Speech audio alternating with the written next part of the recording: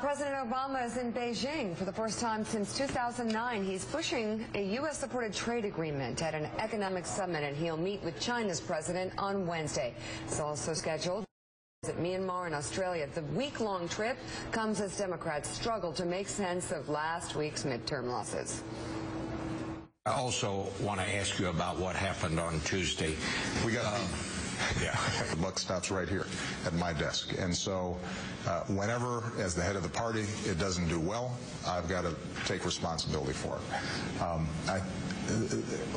The message that I took from this election, and we've seen this in a number of elections, successive elections, is people want to see this city work, and they feel as if it's not working.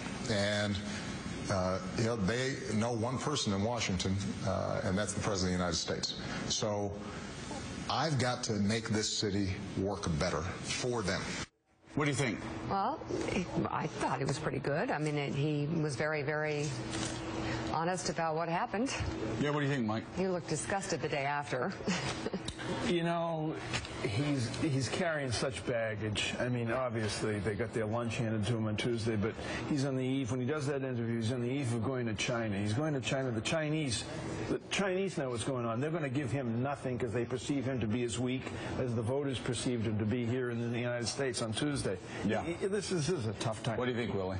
When he says it's time to make Washington work, that's obviously the 1,000,001 first time he said that. Yeah. And I'm not blaming him for saying it. It's what we want to hear. But I don't think anybody in America, after 6 years listening to that, goes, okay, suddenly things are going to work in Washington. I hope that's true. I really do. And I think most Americans do. But it's starting to ring a little hollow for people who've watched what's actually happened over the last 10 years or so. It's only one way to make things